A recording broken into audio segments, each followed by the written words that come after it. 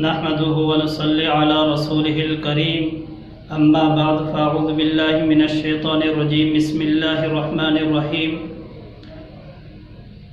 متکلم اسلام مولانا محمد الياس گھمن حافظه الله تعالى جيڪو خلاصة القرآن شروع کيو آهي ان جو خلاصو سنڏي ۾ اوهان جي سامهون عرض رکيو وڃي ٿو. اللہ تبارک و تعالی پورے قرآن کریم کے اندر 6 مضامین بیان فرمایا ہے. نمبر 1 توحید، نمبر 2 رسالت، نمبر 3 قیامت، نمبر 4 احکام، نمبر 5 منجن وارا، نمبر 6 نہ منجن وارا. قرآن کریم نالو ہے سورۃ الفاتحہ 30 سپارن جو. اللہ سائیں ہن سورۃ الفاتحہ کے اندر 6 مضامین بیان فرمایا ہے اور ان کا علاوہ پورے قرآن کریم جو خلاصو بھی نہ چیو ونے تھو.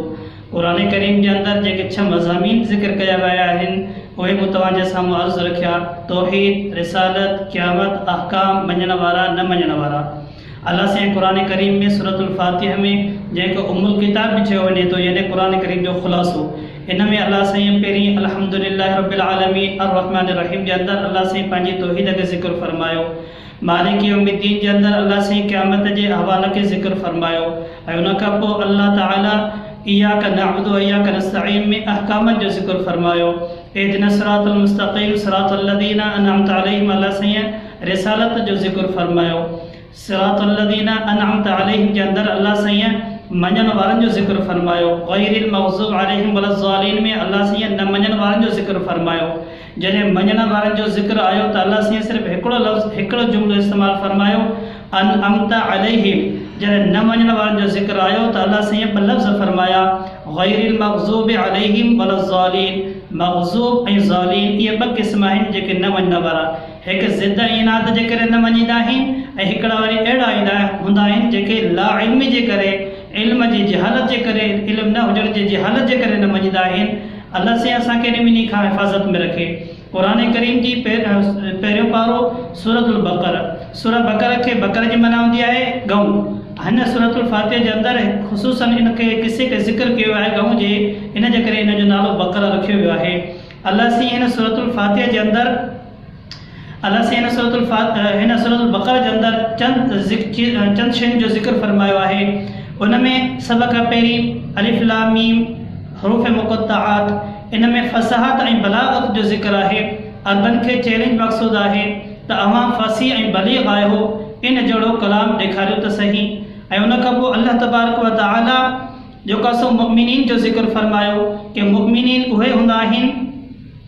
अल्लाह से मुमिनीन जो ज़िक्र फरमायो कि मुमिनीन उहे हूंदा आहिनि ईमान बिल गैब, गैब ते ईमान आणींदा, नमाज़ क़ाइमु कंदा, ज़कात अदा कंदा ऐं उन खां अलावा जेको सो किताबनि ते ईमान आणींदा.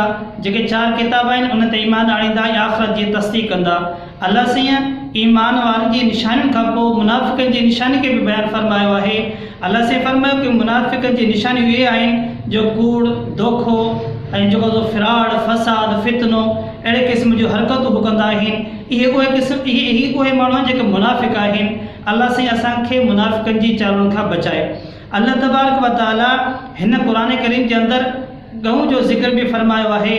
छो त उन वक़्त में हिकु हिकमत इहा हुई जो गऊं जो ज़िबह कयो वियो. इहो तफ़सीली वाक़ियो तव्हां ॿुधो हूंदो कि गऊं खे ज़िबह कयो वियो. उन जी हिकमत हीअ हुई त हिकु उन माण्हू जे कातिल जी ख़बर पइजी वञे. नंबर 2 जिन माण्हुनि जो अक़ीदो मरण खां पोइ ज़िंदा थियण जो न हुयो उन जो अक़ीदो ज़ाहिर थी वञे त मरण खां पोइ ज़िंदा थियणो आहे. तो अल्लाह तबारक व ताला असांखे हिन क़ुरान करीम जे ज़रिए असांखे सम्झाए पियो त पंहिंजी आख़िरत जी फ़िक्र कयो. ऐं अल्लाह तबारक व ताला जेको सो हिन जे कातिलनि जी ख़बर पइजी वई हिन में. ऐं उन खां अलावा जेको हुननि जी हरकतूं हुयूं, हुन जो अक़ीदो हुयो उन जो रद्द थी वियो त भई मरण खां पोइ ज़िंदा थियणो आहे. हाणे मरण खां पोइ ज़िंदा त थींदा, इहो अक़ीदो बि ज़ाहिर थी वियो. ऐं अल्लाह तबारक व ताला हिन सिपारे जे आख़िर में कुल बल मिलत इब्राहिम हनीफ़ा इन खे बि ज़िक्र फरमायो कि हज़रत इब्राहिम जो इशारो करे फरमाई कि उहो हनीफ़ ते दीन हनीफ़ ते हुया. त हाणे मालूम थियो ऐं उन खां पोइ अल्लाह तबारक व ताला असांखे हिकु ॻाल्हि सम्झाई जेकर तव्हां कामयाबु थियणु चाहियो था त सहाबा जे नक्शे क़दम ते हलो त इनशा तव्हां कामयाबु थी वेंदो। जेको माण्हू सहाबा जे नक्शे क़दम ते हलंदो फ़बीअय्यिहिम मुक़्तदैतुम इह्तदैतुम, जेको हुन जे नक्शे क़दम ते हलंदो उहो कामयाबु आहे, जेको हुनखे छॾे ॾींदो उहो नाकाम आहे। कामयाबी जो रस्तो सहाबा जी ज़ात आहे। सहाबा असांखे सम्झाए छॾियो, हाणे अल्लाह असांखे खपे त असांजे मथां अमल कयूं।